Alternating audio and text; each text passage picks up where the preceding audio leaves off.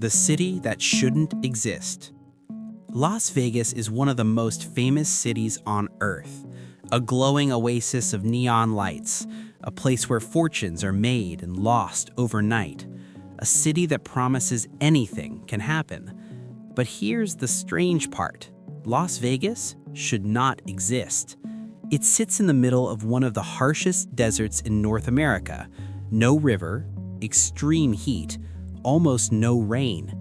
So how did this impossible city rise from sand and silence? Who built it? Who controlled it? And where is Las Vegas headed now?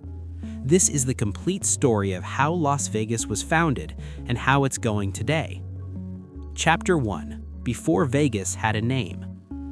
Long before casinos, showgirls, and skyscrapers, the land we now call Las Vegas was quiet.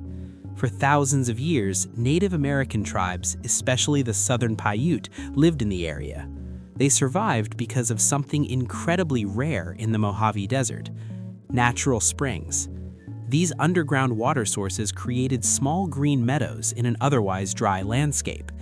To the Paiute people, this wasn't empty land. It was home. It was life.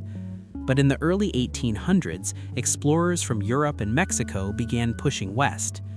In 1829, a Spanish trader named Rafael Rivera stumbled upon the springs while traveling from New Mexico to California. He named the area Las Vegas, Spanish for the meadows. At the time, Las Vegas wasn't a city. It wasn't even a town. It was just a place where travelers could rest, water their animals, and survive the journey west. For decades, that's all it was. Chapter 2. The Railroad Births a Town. Everything changed in 1905. The United States was expanding fast, and railroads were the key to growth. A major rail line connecting Los Angeles to Salt Lake City needed a service stop. Las Vegas was chosen because of its water supply. That year, land around the railroad was auctioned off. A town was officially born: Las Vegas, Nevada. Population, tiny. Life was rough.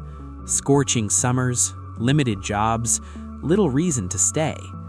Most people didn't think Vegas would last, but history was about to intervene in a big way. Chapter 3. The Hoover Dam and a Surge of People. In the late 1920s, the U.S. government announced one of the largest construction projects in American history: the Hoover Dam. Built just 30 miles from Las Vegas, the dam promised jobs during the Great Depression, electricity for the Southwest, and control over the Colorado River. Thousands of workers flooded into the region. Las Vegas became their playground. Workers worked brutal days and partied just as hard at night. Bars, clubs, and illegal gambling houses exploded in popularity. And then Nevada made a decision that would change everything. Chapter 4. Gambling Goes Legal. In 1931, during the Great Depression, Nevada legalized gambling. At the time, it was seen as a desperate move, but for Las Vegas, it was destiny. Casinos became legal, quick marriages became legal, divorces became fast and easy. Vegas became a city of freedom. During the 1940s and 1950s, Las Vegas transformed into something glamorous and dangerous. This was the era of the mob. Organized crime families from cities like Chicago and New York poured money into Las Vegas casinos. They built iconic resorts: the Flamingo, the Sands, the Sahara. With mob money came luxury: big-name entertainers, lavish shows, non-stop nightlife. Stars like Frank Sinatra and the Rat Pack defined Vegas cool. But behind the scenes, Vegas was wild, lawless, and tightly controlled. Chapter 5. The Strip Takes Over. Something interesting happened during this era. Most of the major casinos weren't built in downtown Las Vegas. They were built outside city limits, along a stretch of highway now known as the Las Vegas Strip. This allowed casino owners to avoid city taxes and regulations. Over time, the Strip became the heart of Vegas. But by the 1970s and 1980s, things began to change. The mob faded, the government cracked down, and corporations stepped in. Las Vegas cleaned up its image. Mega resorts replaced old casinos. The Mirage, Caesar's Palace, the Bellagio. Vegas wasn't just about gambling anymore.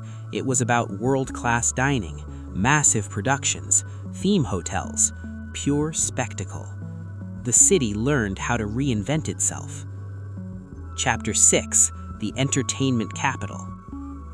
By the 1990s and early 2000s, Las Vegas fully embraced its identity. This was no longer just a gambling town. This was a global entertainment destination. You could watch Cirque du Soleil, see top musicians in residency, eat at Michelin-level restaurants, experience luxury on a massive scale. Millions of tourists arrived every year. Las Vegas became a brand, a promise. What happens here stays here. Chapter 7: Hard Times and Comebacks. Vegas has always lived on risk, and risk means vulnerability.